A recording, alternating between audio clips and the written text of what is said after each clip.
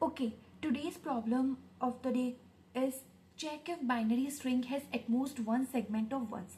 मतलब आपको एक बाइनरी स्ट्रिंग गिवन है, आपको उसमें ये बताना है क्या उसमें ज़्यादा से ज़्यादा एक सेगमेंट प्रेजेंट है या नहीं, किसका, वंस का। मतलब आपको एक स्ट्रिंग गिवन होगी बाइनरी और आपको उसमें बताना है कि उसमें ज़्यादा से ज़्यादा एक ही सेगमेंट प्रेजेंट हो वंस का, इससे ज़्यादा ना हो। अगर एक से ज्यादा सेगमेंट प्रेजेंट है तो आपको फॉल्स रिटर्न करना है, एल्स आपको ट्रू रिटर्न करना है।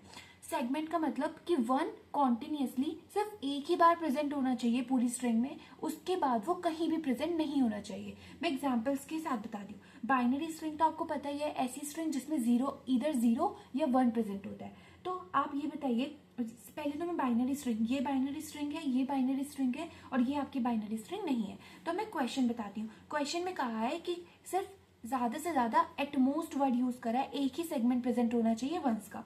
ठीक है, तो आप ये देखिए, यहाँ पर वन यहाँ पर भी प्रेजेंट है और वन यहाँ पर भी प्रेजेंट है। एक सेगमेंट ये है, एक सेगमेंट ये है, तो एक से ज्यादा सेगमेंट हो गया, तो हमने फॉल्स रिटर्न कर दिया। आप देखिए 1 1 0 सिर्फ एक ही जगह कॉन्टिन्यूसली एक ही बार प्रेजेंट है 1 1।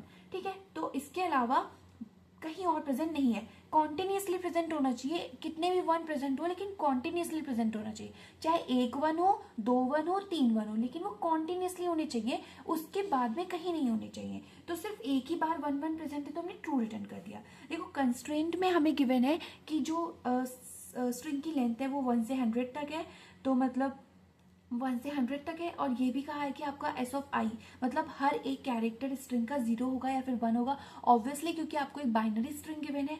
और आपको एक और चीज कही है कि जो आपका हमेशा फर्स्ट कैरेक्टर है या फिर एस ऑफ 0 कह लो, वो आपका 1 ही है।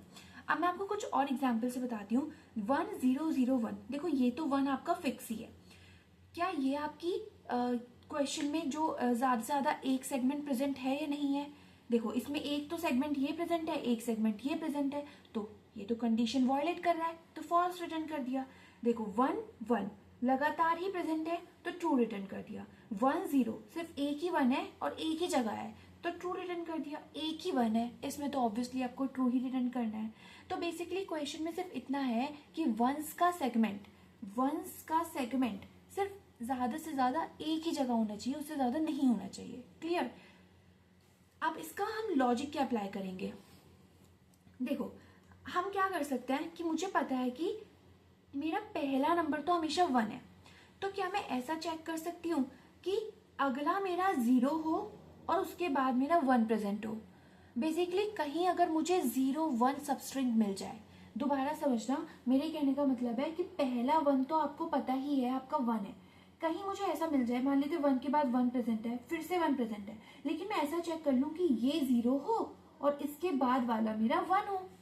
अगर मुझे कहीं ऐसा मिल गया, इसके बाद चाहे 1 1 0 कुछ भी हो, मुझे नहीं पता, मुझे तो बस ये कहा है कि ज्यादा से ज्यादा एक ही सेगमेंट प्रेजेंट होना चाहिए, तो एक तो पीछे वाला है ही।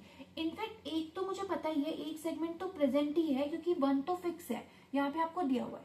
तो कहीं ऐसा चेक कर लो कि 0 के बाद 1 ले आओ, तो आपका सेगमेंट एक से ज्यादा हो गया। अब 10 सेगमेंट हो, 20 सेगमेंट हो, मुझे उससे मतलब नहीं है, मुझे तो बस ये कहा है कि अगर आप एक होना चाहिए, एक से ज्यादा अगर 2 मिल गए तो आप फॉल्स रिटर्न कर दो। क्लियर? तो आप इस बात को समझ रहे हो कि कहीं मैं 0 1 फाइंड कर लूं, क्योंकि 0 इस पहला वाला सेगमेंट चलता चला जा रहा है, इसमें इतने हो इतने हो इतने हो, मुझे मतलब नहीं, 0 इस सेगमेंट को ब्रेक कर देगा। इसके बाद अगर कोई भी 1 आया तो आपका फॉल्स हो गया। तो मेरा लॉजिक यही है, आई गेस समझ आ गया होगा। तो मैं आपको कोड बताती हूँ, इसका कोड कैसे है। आप जैसे कि आपकी स्ट्रिंग है 1 0 0 1, देखो आप यहाँ से भी स्टार्ट कर सकते हो, 0 से भी स्टार्ट कर सकते हो, जेनेरिक कोड होगा, रीयूजेबल कोड होगा। आपको इस कंस्ट्रेंट जैसे कि आपको कंस्ट्रेंट गिवन है, तो अगर ये कंस्ट्रेंट ना भी गिवन होता तो आप 0 से स्टार्ट करते, तो कुछ भी हो 0 से भी आप चेक करते। ठीक है, लेकिन अब सिंस हमें कंस्ट्रेंट दिया हुआ है तो हम उसको यूज ले लेते हैं। हम यहाँ पर 1 से स्टार्ट करते हैं क्योंकि ये तो हमेशा 1 है, फिक्स है। तो मैं ऐसा चेक करूंगी कि मेरा एस ऑफ आई तो 0 हो और एस ऑफ आई प्लस 1 मेरा 1 हो। 0 हो और ये 1 हो, कहीं ऐसा कॉम्बिनेशन मुझे फाइंड करना है, ठीक है। तो ऑब्वियसली जब मैं i+1 चेक करूंगी तो मैं सिर्फ i-1 तक जाऊंगी, क्योंकि जब मैं इस तक जाऊंगी तो i+1 मुझे मिलेगा नहीं, हमारा आउट ऑफ द बाउंड चला जाएगा, इसलिए यहाँ तक जाऊंगी जिससे i+1 ये देख पाए। तो -1 याद रखना।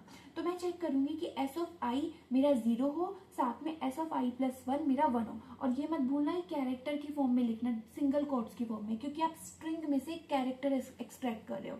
अगर ऐसा कहीं मिलता है 0 1 मिलता है, इसका मतलब पहले वाला सेगमेंट तो 1 के थ्रू था ही, अब एक दूसरा सेगमेंट स्टार्ट हो गया है, तो फॉल्स रिटर्न कर दो तुरंत। एल्स आप जब पूरा लूप ट्रेवर्स कर दोगे और कहीं भी आपको 0 1 जैसा नहीं मिला, ठीक है, तो आप ट्रू रिटर्न कर दो लास्ट में आके, सिंपल एज इट इज। और time complexity order of n होगी, क्योंकि पूरा ट्रेवर्स कर रहे हो। स्पेस कॉम्प्लेक्सिटी 1, आपने कुछ यूज नहीं करा। मैं एक एग्जाम्पल के साथ बता देती हूँ, 1 1 0 0। जैसे आपने यहाँ से स्टार्ट करा, s ऑफ i 0 होना चाहिए और s ऑफ i+1 मेरा 1, तो ये तो कंडीशन चलेगी नहीं इसमें। अब यहाँ पर आया s ऑफ i 0 होना चाहिए और s ऑफ i+1 मेरा 1, ये भी कंडीशन नहीं चलेगी और मेरा तो लूप ही यहीं तक चलेगा, तो ट्रू रिटर्न होगा लास्ट में आके। आई थिंक समझ आ गया होगा। Thank you for watching.